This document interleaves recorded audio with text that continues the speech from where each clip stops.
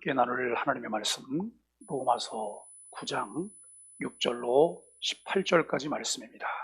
그러나 하나님의 말씀이 폐하여진 것 같지 않도다. 이스라엘에게서 난 그들이 다 이스라엘이 아니요 또한 아브라함의 씨가 다 그의 자녀가 아니라 오직 이삭으로부터 난 자라야 넷이라 불리우라 하셨으니 곧 육신의 자녀가 하나님의 자녀가 아니요 오직 약속의 자녀가 씨로 여기심을 받느니라. 약속의 말씀은 이것이니 명년 이때에 내가 이르리니 사라에게 아들이 있으리라 하심이라.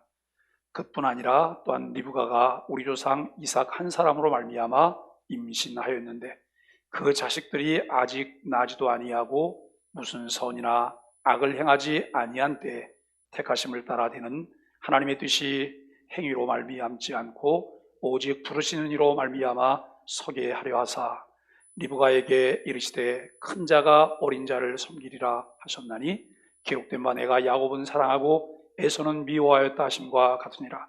그런즉 우리가 무슨 말을 하리요? 하나님께 불의가 있느냐? 그럴 수 없느니라. 모세에게 이르시되 내가 긍휼히 여길 자를 긍휼히 여기고 불쌍히 여길 자를 불쌍히 여기리라 하셨으니 그런즉 원하는 자도 다른 말미암음도 아니요 다른 박질을 하는 자로 말미암음도 아니요 오직 긍휼히 여기시는 하나님으로 말미암음이니라. 성경이 바로에게 이르시되 내가 이 일을 위하여 너로 세웠으니 곧 너로 말미암아 내 능력을 보이고 내 이름이 온 땅에 전파되게 하려 함이라 하셨으니 그런즉 하나님이 하고자 하시는 자를 긍휼히 여기시고 하고자 하는 자를 완악하게 하시느니라. 아멘. 하나님이 불의하시도냐라고 하는 제목으로 함께 말씀을 나누려고 합니다. 믿음으로 이제 의롭다함을 얻는 복음을 명쾌하게 설명한 바울이 이제 9장에서 갑자기 다른 고통을 호소하고 있는 이런 내용들을 우리는 보게 됩니다. 복음으로 인한 감격과 하나님의 나라에 대한 당당함을 가졌던 이 바울에게서 전혀 다른 모습을 우리가 대하게 된다라고 하는 것입니다. 그는 나에게 큰 고통이 있고 내 마음에 그치지 않는 이제 근심과 고통이 있다라고 하는 것을 말하는데요. 자신에게 말 못할 지병이 있었던 것은 아닙니다. 또 여러분 참 전혀 복음을 수용하지 않는 동족들에 대한 안타까움과 아픔을 그는 안고 있었습니다. 바울은 자신이 예수 그리스도를 알고 나서 유대 민족이라고 하는 것이 구원받는데 어떤 특권도 아니라고 하는 것을 깨닫게 됩니다. 내가 유대 민족이기 때문에, 내가 이스라엘 사람이기 때문에, 내가 바리새인이기 때문에 하나님 나라 백성이 되는 것이 아니라는 사실을 그는 깨닫게 됩니다. 여러분, 구원은 오직 예수 그리스도를 이제 믿는 믿음에 의한 것이고, 그리고 그 믿음을 주시는 하나님의 은혜에 달린 것이다 라고 하는 거예요. 구원을 얻는 것은 어떤 내 행위가 아니라, 내 혈통이 아니라, 내 주변의 어떤 여건들이 아니라 내가 예수 그리스도를 주로 믿고 고백할 때 구원받을 수 있다고 하는 거예요. 그런데 예수 그리스도를 주로 믿고 고백하는 그 자체가 하나님의 은혜에 의한 것이다 라고 하는 것을 생각하게 되어집니다. 오늘도 꽤 많은 사람들이 자기의 수고로 노력을 통해서 그리고 고행을 통해서 구원을 얻게 된다고 하는 생각 때문에 무수히 많은 노력들을 하고 애를 써요. 마음에는 전혀 하고 싶지 않은 그런 노력들을 경주하면서 구원을 획득하려고 하는 이런 노력들을 해요. 그런데 성경은 그 모든 것이 백해 무익하다라고 하는 것을 분명하게 말해요. 구원은 하나님이 우리에게 주신 은혜의 선물이에요. 믿음으로 얻게 되는 거예요. 어떤 나의 잘남이나 나의 의지나 내 노력은 요만큼도 필요하지 않다라고 하는 것을 성경이 누누이 우리에게 강조하고 있다고 하는 것입니다. 여러분, 그러나 예수 그리스도를 이제 인정하고 그를 믿는 믿음에 의해서 받는 구원을 이제 받아들이기만 한다면 유대 민족은 그것을 이해하기에 가장 유리한 역사적인 특권을 가지고 있는 민족이라고 하는 것을 바울은 말을 합니다. 여러분, 옛 이스라엘 민족은 하나님께서 택하신 민족이잖아요. 그리고 이들 가운데 우리가 여러분 함께 나눌 수 있는 것은, 이들은 하나님께서 친히 말씀하시기를 이스라엘은 내 아들이라, 내 장자라 라고 말씀하십니다. 하나님이 친히 그 백성을 양자로 삼으셨다는 거예요. 그리고 하나님은 그 민족과 더불어서 언약을 하나님이 맺으셨어요. 언약을 주셨고, 그리고 그들에게 하나님의 백성됨의 삶을 살 수 있는 교과서인 율법을 그들에게 주셨습니다. 그리고 여러분, 그들 자손 중에 메시아가 출생했잖아요. 그리고 그들이 살고 있는 그 지역이 성경을 형성하고 있는 배경이에요. 그 땅, 그 언어, 그 문화. 꽤 많은 사람들이 신앙생활을 좀 더 잘 해보고자 하는 열망 때문에 여러분, 그들이 가기를 원하는 데가 있어요. 거기가 어딘지 아세요? 성지순례요. 어떤 분들은 그래요. 성지순례는 왜 가냐 그래요. 아니요, 안 가는 것보다는 가서 보는 것이 훨씬 더 성경을 잘 이해할 수 있어요. 더 실감할 수 있어요. 여러분, 그런데 그들은 나고 자란 곳이 그냥 전부 다 그것이잖아요. 조금만 마음만 먹으면 훨씬 더 그 부분을 우리보다 더 풍성하게 이해할 수 있는, 누릴 수 있는 그런 조건을 그들은 다 가지고 있었습니다. 사랑하는 여러분, 유대인들이 예수님을 이해하는데 누구보다도 좋은 환경을 가지고 있었는데, 여러분, 참 이것이 유대인들에게 주어진 특권입니다. 그런데 문제가 있어요. 어떤 문제가 있냐면 예수 그리스도를 영접하지 않았다는 거예요. 예수님께서 약속된 메시아, 그들이 그렇게 오랫동안 기다리던 메시아가 자기 땅에 오셨지만 자기 백성이 영접하지 않았다라고 말을 해요. 그래서 요한복음 1장 12절은 우리에게 이렇게 말합니다. 영접하는 자 곧 그 이름을 믿는 자들에게는 하나님의 뭐가 되는 권세를 주셨다고요? 자녀가 되는 권세를 주셨다고요. 예수 그리스도를 믿고 그를 영접하는 자에게 자녀가 되는 권세를 주셨다라고 우리에게 말씀하고 있습니다. 유대인들은 하나님으로부터 특별한 혜택을, 이제 특별한 은혜를 여러분 받은 언약 백성임에도 불구하고, 그들은 약속된 메시아가 오셨음에도 불구하고 그를 알아보지 못했어요. 믿지 않았어요. 사도 바울은 그의 마음에 큰 근심과 그치지 않는 고통 가운데 나의 동족은 하나님 나라의 구원받은 무리에서 몽딱 탈락되는 것은 아닐까라고 하는 탄식이 그의 마음 가운데 있었습니다. 내 민족을 향했던 하나님의 계획은 그러면 다 수포로 돌아갈 것인가 라고 보아야 할 것인가 라고 하는 그런 생각을 갖습니다. 내 조상들에게 주었던 하나님의 그 많은 약속의 말씀들은 다 폐하해졌다고 봐야 될 것인가 라고 하는 질문을 던져놓고는 이렇게 말을 해요. 그럴 것 같지는 않다. 그런 것 같지는 않다. 하나님이 그렇게 멋진 약속을 다 하고 이것이 수포로 돌아가게 하실 거냐? 그럴 것 같지는 않다는 것입니다. 그러면서 여러분, 오늘 본문 말씀들을 진행하기 시작합니다. 오늘 본문에서 강조하는 것들은 이런 내용들입니다. 하나님의 주권적이고 자유로운 사랑의 선택, 이것들을 우리에게 말씀하고 있습니다.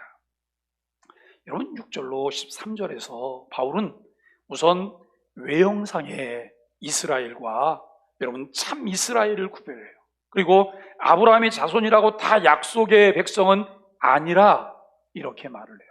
이스라엘이 있는데 그 이스라엘 중에 참 이스라엘이 있다는 거예요. 여러분, 기름이 있는데 참 기름이 있다는 거예요. 그리고 아브라함의 자손이라고 다 약속의 백성은 아니라는 거예요. 성경을 조금 아시는 분들은 이게 뭘 말하려고 하는 건지 다 이해가 되시죠? 아브라함의 자손? 아브라함의 자손이라고 해서 다 약속의 백성은 아니라고?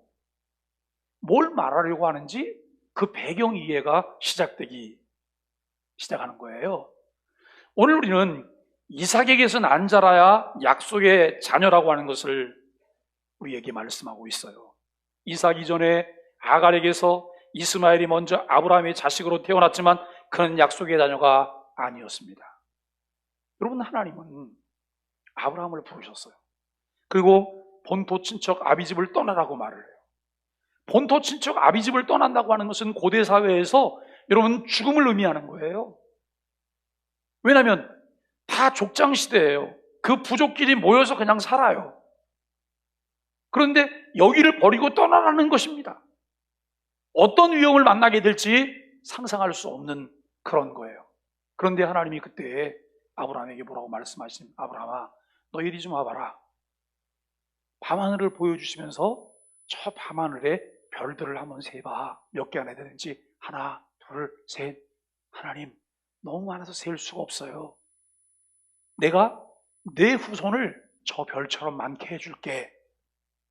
그리고 하나님이 바닷가의 모래사장으로 이 아브라함을 데리고 가서 하나님 말씀하셔요. 아브라함아, 이 바닷가에 모래알들 좀 한번 봐라. 이거 셀 수 있겠니? 하나님 이걸 어떻게 세요? 셀 수가 없어요. 너무 많아요. 내가 내 후손을 모래알처럼 많게 할 거야. 이 말이 여러분 누구 말이에요? 전능하신 하나님 아버지 말씀이잖아요. 다윗이 이 아브라함이 믿고 아브라함이 이해한 하나님은 거짓말하는 하나님이 아니고 쓸데없이 헛소리를 하시는 하나님이 아니에요. 아브라함이 그 말을 마음에 둬요. 그리고 이 아브라함에게 너는 이제는 아브라함이라고 하지 말고 아브라함이라고 해라. 사례는 사례라고 하지 말고 사라라고 해라. 이 의미가 뭐냐면 열국의 아비, 열국의 어미라는 그런 의미예요. 여러분 그렇게 약속을 했으면 우리가 아이를 하나 갖게 되는데 최단 시간이 얼마나 걸리는 거예요? 최단 시간 정말 10개월만 걸릴까요? 10개월보다 더 빨리 좀 속성으로 완성되는 건 없나요? 여러분 딱 10개월이 아니에요. 10개월보다 조금 빨라질 수도 있어요. 그런데 남자들은 그걸 몰라요. 우리 지난번에 부흥에 왔던 이두영 목사님이 그걸 몰라갖고 사모님에게 평생 고개 숙이고 살잖아요. 결혼한 지 얼마 안 됐는데 아이를 갖게 된 거예요. 병원 갔더니 얼마가 됐대요. 근데 이 목사님이 가만히 전도사한테 계산을 해보니까 자기하고 결혼한 날짜는 얼마 안 됐고 자기는 순교를 지키면서 왔는데 이거 뭐가 이상하다는 거예요. 여러분 날짜 계산법이 조금씩 다를 수 있어요. 다를 수 있는데 적어도 10개월이잖아요. 그런데 이 아브라함은 10개월을 기다렸는데도 아무 기별이 없는 거예요. 그러면서 여러분 시간이 지나가요. 어느 날 사라가 아브라함에게 이렇게 말을 해요. 여보, 아무래도 나를 통해서는 자손을 볼 수가 없을 것 같아요. 이제는 틀린 것 같아요. 그러니 내 몸종 하갈이 있으니까 하갈을 통해서 자손을 좀 보면 어떨까요? 참 어려운 제안을 했어요. 아브라함은 얼씨구나하고 받아들였을까요? 아니요. 꽤 많은 고민들을 부부가 했을 거예요. 그러다가 하갈을 통해서 아들을 하나 낳았는데 그 아들이 이스마엘이에요. 그런데 하나님은 이스마엘이 약속의 자식이 아니라는 거예요. 이스마엘이 약속의 자식이 아니라는 거예요. 그리고 여러분 이제 세월이 또 흘러가죠? 세월이 흘러가고 나서 이제 이들에게 어떤 과정들이 또 있어요. 그건 조금 더 있다가 또 좀 말씀을 드리도록 하고요. 여러분 그리고 이제 이삭이 이제 그 나중에 쌍둥이 아들을 리브가를 통해서 낳게 되는 이삭은 누구예요? 아브라함의 아들이에요. 그러니까 하나님이 약속하신 약속의 자녀인 거예요. 그 약속의 자녀가 성장해서 이제 여러분 장가를 가고 아내를 맞아서 이 아들을 낳는데 쌍둥이를 낳게 돼요. 에서와 야곱이라고 하는 여러분 쌍둥이를 낳았어요. 그런데 여러분 이 형 에서는 아버지 사랑을 많이 받고 동생 야곱은 어머니 리브가 사랑을 많이 받습니다. 그런데 여러분 형 에서가 아닌 동생 야곱이 약속의 자녀가 되어요. 아브라함의 계보를 이어가는 아브라함, 이삭 그리고 에서가 아닌 야곱 이렇게 여러분 이어가게 되는 거예요. 과정 중에 형 에서가 배고픔을 이기지 못해요. 사냥을 갔다서 배가 고프니까 이런 맛있게 끓이고 있는 팥죽을 좀 달라고 말을 해요. 그런데 야곱이 이때 그냥 형한테 팥죽 한 그릇 대접하면 얼마나 좋겠어요. 야곱이 뭐라고 말하냐면 팥죽 먹고 싶어? 배고파서 지금 달라 그러는 사람 팥죽 먹고 싶어 그러면 뭐라 그래? 먹고 싶지. 근데 공짜로는 안 돼. 장자의 명분을 나한테 줘. 그러면 내가 팥죽 한 것을 내줄게. 여러분, 에서가 배가 고프니까 아무 생각 없이 주면 되지. 나중에 안 줬다고 말해도 되는 거고, 그리고 여러분, 장자의 명분을 준다고 해서 뭐가 달라지는 게 있을까? 이런 생각을 했을 거예요. 그냥 팥죽 한 것을 사서 이 장자의 명분을 팔았어요. 그리고 먹었어요. 그리고 여러분, 얼마 후에 아버지 이삭이 나이가 많아져서 눈도 어두워지고 모든 것에 이제 희미해져요. 그런데 에서에게 뭐라고 말하냐면, 에서야, 나가서 사냥을 좀 해와라. 너 잘하는 사냥을 해서 별미를 만들어 갖고 와라. 내가 이제 너에게 장자의 축복을 해야 되겠다. 여러분, 이 말을 리브가가 듣습니다. 리브가가 듣고 야곱에게 이야기를 해요. 너 가서 짐승 한 마리 잡자. 짐승 한 마리 잡고 목이, 여러분, 이 에서가 털이 좀 많으니까 좀 털이 많은 것처럼 꼴꼴꼴하게 만들어 놓고, 그리고 에서가 오기 전에 아버지에게 마치 자기가 에서인 것처럼 가서 장자의 축복을 하게 해요. 여러분, 이삭이 나이가 많아서 뭐 여러 가지 좀 희미하니까 좀 어리숙하게 했겠지요.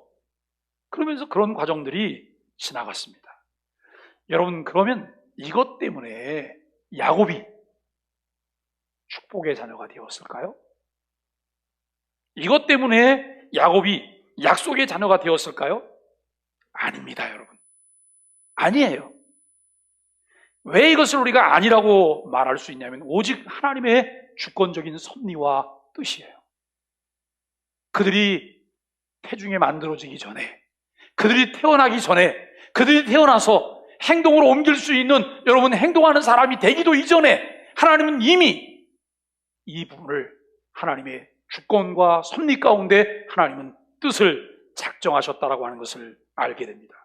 사도 바울은 하나님의 백성으로서 선택이 이스라엘이라고 하는 민족성이나 아브라함의 자손이라고 하는 혈통성에 의해서 자동적으로 이루어지는 것이 아니라는 사실을 설명하고 있습니다. 여러분, 구원은 사람들이 행하는 선악간의 행위에 달린 것이 아니라 오직 하나님의 주권적인 선택에 달린 것이라고 하는 사실을 명확하게 말하고 있다는 것입니다. 하나님께서 야곱은 사랑하고 에서는 미워하였다고 하는 말을 해요. 이 야곱은 더 사랑하시고 에서는 덜 사랑하셨다. 야곱은 여러분 택하시고 에서는 택하시지 않았다고 하는 말에 히브리식의 관용적인 표현이에요. 그러니까 하나님이 야곱은 사랑하고 에서는 미워했다니까 에서는 굉장히 미워했다고 하는 이런 의미가 아니에요. 하나님께서는 유대인이 아닌 이방인 가운데서도 원하시는 일을 얼마든지 하나님의 백성으로 택하실 수 있어요. 또 유대인 가운데서 택하시지 않으실 자가 얼마든지 있다고 하는 것도 우리가 알게 되어지죠. 반대로 사도 바울은 하나님께서 원하시면 유대인 동족 가운데서도 자기처럼 예수 그리스도를 믿는 이가 얼마든지 있을 수 있다고 하는 희망을 가질 수 있다라고 하는 것입니다. 여러분, 에서나 야곱이 아직 세상에 태어나기도 전에, 그들의 행위가 전혀 개입되기도 전에 하나님께서 오직 그의 뜻에 따라 야곱을 부르셨기 때문에 사람의 의지나 노력들이 조금도 개입되지 않았다고 하는 것을 우리가 관심 있게 보아야 할 것입니다. 우리가 하나님 나라의 백성이 되며 그의 자녀가 되는 것은 전적으로 하나님의 은혜임을 말해줍니다. 그것은 처음부터 그랬습니다. 아브라함 때부터 그랬고 이삭 때도 그랬고 야곱 때도 그랬습니다. 그러므로 하나님의 말씀이 폐하여진 것이 아니라는 거예요. 예나 지금이나 하나님의 참 백성 이스라엘이 되는 것은 혈통을 따라되고 행위를 따라되는 것이 아니라 하나님의 뜻을 따라 되는 것이고, 또 여러분 그의 택하심과 부르심을 따라 되는 것이라는 사도 바울의 설명입니다. 이러한 설명 앞에서 한 가지 질문이나 반문이 제기될 수 있어요. 사람이 아직 태어나지도 않고 무슨 선이나 악을 행하지 않았는데 하나님은 당신의 백성으로 누구는 택하시고 누구는 택하시지 않는 것은 불공평하고 부당한 일이 아니냐라고 하는 이런 질문을 할 수가 있을 것입니다. 여러분, 사도 바울이 이러한 질문을 예상하지 못했을까요? 아니요. 다 충분히 예상하고 있어요. 14절 이후부터 바울이 여기에 대해서 여러분 반론을 해요. 그런데 이렇게 말을 해요. 그런즉 우리가 무슨 말 하리요? 하나님께 불의가 있느냐? 그럴 수 없느니라. 하나님께 불의가 있다는 말이냐? 그럴 수 없다는 거예요. 여러분, 단호하게 대답을 한 바울이 하나님께서 이제 모세와 나눈 이 이야기를, 그 부분을 이제 설명을 하게 되는 거예요. 오늘 우리가 가진 성경, 여러분 여기 14절 이하에 보면 그런 내용들이 나오는데요, 여기 내용은 이런 내용이에요. 모세에게 이르시되 내가 긍휼히 여길 자를 긍휼히 여기고 불쌍히 여길 자를 불쌍히 여기리라 하셨으니 그런즉 원하는 자로 말미암도 아니요 다른 박질하는 자로 말미암도 아니요 오직 긍휼히 여기시는 하나님으로 말미암음이니라. 긍휼히 여기는 것은 하나님 마음이라는 거예요. 많은 사람들이 있어요. 길거리에 여러분 죽어가는 사람들이 10명이 있는 거예요. 지금 이 사람들이 다 다급해요. 그런데 지금 내가 딱 그 사람을 구할 수 있는 것은 만약에 5명이라고 생각해 보세요. 이 사람들한테 물어봐야 될까요? 내가 너 구해줄까 말까? 너가 급하냐? 너 몇 번을 하면 좋겠냐? 여러분, 그걸 물어봐야 될 이유가 있을까요? 없어요. 그냥 처음부터 무작위로 1번부터 5번까지를 하든지 아니면 여러분 1, 4, 5, 7 이러면서 나가든지, 이것은 그 사람 마음인 거예요. 그렇다고 해서 그 사람이 불의하냐? 안 할 수도 있잖아요. 안 할 수도 있는데 그것을 하고 있는 거예요. 여기 그들의 어떤 행위와 그들의 반응에 따라서 무엇을 한 것이 아니라 오직 그 긍휼히 여기시는 하나님에 의해서 그 일이 된 것이라고 하는 것을 말하고 있습니다. 여러분, 이렇게 말할 뿐만 아니라 여러분 그 다음 구절들을 보면 또 이렇게 말을 합니다.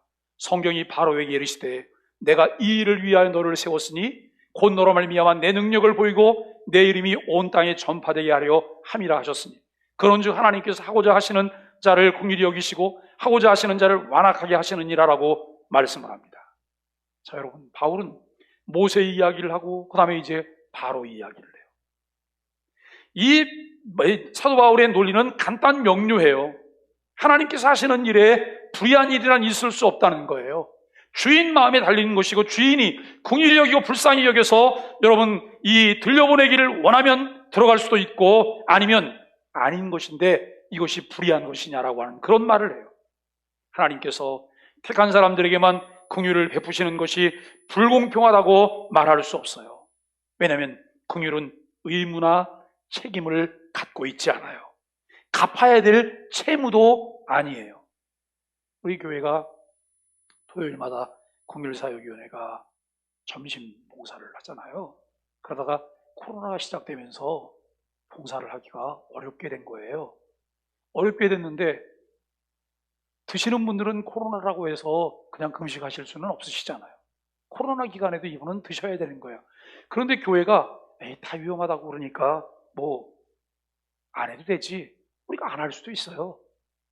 그런데 어떤 결정을 했냐면 국수를 끓이거나 밥을 해서 그걸 대접할 수는 없지만 간단하게 그분들이 드실 수 있도록 빵 우유를 준비하는 건 어떨까? 그래서 준비해서 밖에다가 이렇게 놔두면 오셔서 그분들이 필요한 대로 가져가시도록 하시면 어떨까?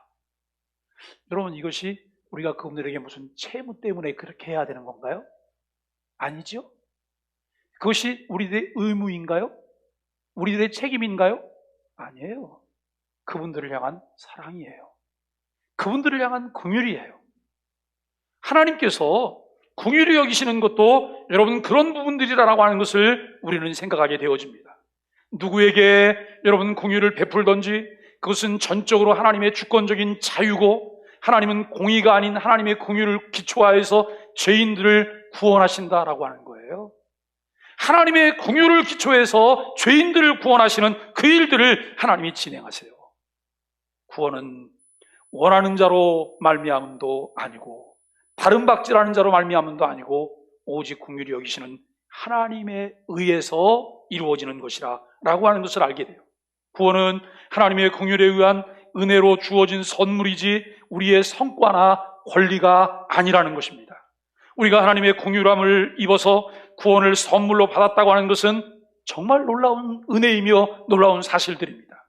여러분, 바울은 하나님께서 긍휼을 베푸는 자에게는 긍휼을 베푸시지만 하나님께서 하고자 하는 자를 완고하게 하신다라고 말씀하세요. 이 말을 눈여겨봐야 돼요. 왜 우리가 매 순간마다 하나님의 은혜가 필요할까? 매 순간마다 왜 하나님의 도우심이 필요할까? 매 순간마다 내가 하나님의 은혜를 요청해야 될까? 여러분, 이것 때문이에요. 오늘 본문 17절은 출애굽기 9장 16절을 인용하고 있어요. 여러분, 이 말씀 중에 보면 내가 이 일을 위하여 너를 세웠으니 곧 너로 말미암아 내 능력을 보이고 내 이름이 온 땅에 전파되게 하려 함이라 라고 말을 해요. 이 구절만 그냥 이렇게 보면 하나님이 이 사람을 굉장히 사용해서 그분을 통해서 어떤 능력을 나타내실 거다 이렇게 생각할 수도 있어요. 그런데 그게 아니에요. 이게 누구에게 하는 말이에요? 바로에게 하는 말이에요. 바로에게. 여러분, 바울이 17절과 18절에서 하나님의 절대 주권이 인간의 책임과 어떤 연관이 있는지를 설명하기 위해서 바로를 예를 들어서 사용하고 있습니다. 하나님께서 바로의 마음을 완악하게 하세요. 바로의 마음을 완고하게 하세요. 바로의 마음을 강팍하게 하세요. 여러분, 한번 생각해 보세요. 목사님, 저는 주관이 뚜렷해요. 그런데 주관이 뚜렷한데 주관이 뚜렷한 것이 선한 일에 주관이 뚜렷하면 이것은 은혜예요. 그런데 선한 일이 아닌 것에 주관이 뚜렷하다고 한다면 이것은 은혜가 아니에요. 저주고 징벌이에요. 오늘 우리는 이 부분을 잘 읽어내셔야 돼요. 여러분, 하나님께서 바로의 마음을 이제 완악하게 하셨는데요, 그 말씀 가운데 보면 출애굽기 4장 21절에 이렇게 말씀해요. 내가 그의 마음을 완악하게 한즉 그가 백성을 보내주지 아니하리니. 바로의 마음이 완악해져서 이스라엘 백성들을 보내지 않겠다는 거예요. 그런데 그 앞에 내가 그의 마음을 완악하게 한즉, 여기 내가는 누구예요? 하나님이요. 하나님이 바로의 마음을 완악하게 해서 바로로 하여금 완악한 마음 때문에 그 백성을 내보내는 것을 반대하게 만드셨다는 거예요. 이 부분을 우리가 어떻게 이해를 해야 될까?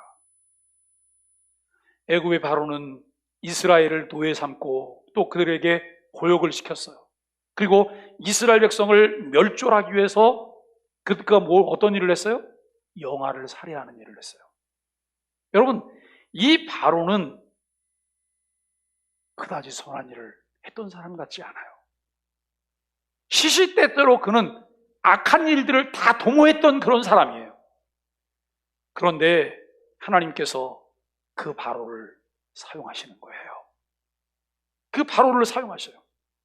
바로의 마음을 하나님께서 완악하게 하셨다는 것, 또 바로 스스로 완악하게 했다는 것을 우리가 봐야 돼요. 그럼 두 가지가 있는 거예요. 하나님이 그의 마음을 완악하게 했어요. 그리고 바로가 마음이 완악해요.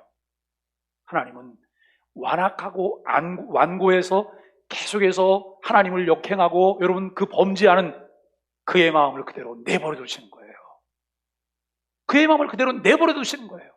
그랬더니 여러분 그의 마음이 더 완고해서 범죄하게 되는 이런 모습을 우리는 보게 됩니다. 여러분, 바울이 로마서 1장 24절을 통해서 이런 부분을 말씀해요. 사람들의 마음이 욕망으로 가득 차 있었기 때문에 그러므로 하나님께서 그들을 정욕대로 더러움에 내버려 두셨다라고 말씀하세요. 사람 마음에 욕망이 많은 거예요. 가득 차 있어요. 하나님이 그 정욕의 더러움에 그냥 내버려 두셔요. 그랬더니 이들이 여러분 이거 내가 잘못하고 있구나 이러면서 돌이킨다는 말일까요? 아니에요. 점점 더 시궁창 속으로 빠져들어가면서 그 정욕을 이루는 그런 일을 하게 되는 거예요. 왜요? 하나님은 내버려뒀기 때문에. 내버려두기 때문에.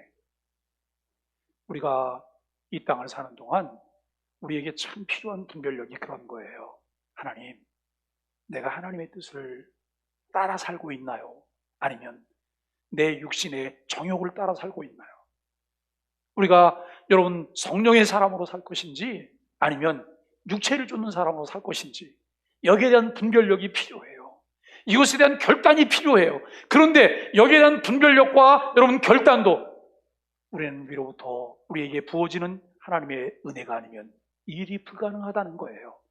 다 같이 한번 따라해 주세요. 나는 한순간도 하나님의 뜻을 내 마음대로 이룰 수가 없습니다. 한순간도 나는 내 마음대로 하나님의 뜻을 이룰 수가 없어요. 내가 무엇을 결정한다고 하면 하나님 뜻대로 결정하는 것이 아니라 내 욕심대로 무엇을 결정하라는데 나는 익숙해 있는 사람이에요. 그렇기 때문에 매 순간마다 나는 하나님의 은혜를 구해야 돼요. 하나님, 나를 도와주세요. 하나님, 나를 도와주세요. 하나님, 나를 써주세요. 제가 자주 그런 말을 해요. 자원에서 자율적으로 억지로 강제로 하시지 마시라고. 그런데 우리는 억지로 강제로 해야지만 욕하면서 따라오는 그런 습성이 우리한테 있는 거예요. 그런데 여러분, 자율적으로 자원해서 하라고 하니까 이건 얼씨구나잖아요. 얼씨구나. 뭘 결정해요? 하나님의 선하신 뜻대로요? 아니요. 내 욕심대로요. 선택은 내 마음대로 해요. 그런데 결과는 내 마음대로 만들어내지 않아요. 그러죠? 선택은 내 마음대로 하는 거예요. 선택에 의한 결과가 이루어지게 되고 하나님께서는 훗날 그것에 의해서 우리에게 행위의 상급도 주시겠죠. 이런 사실들을 우리가 좀 더 깊이 생각한다면 여러분, 내가 어떻게 무엇을 생각할 것인가에 대한 고민을 해보아야 될 것입니다. 오늘 이 부분은 하나님께서 바로의 마음을 완악한 대로 내버려 두셨다고 하는 그런 의미인데요, 바로는 하나님께 저항하기로 마음먹었어요. 하나님은 바로가 그렇게 되도록 하셨어요.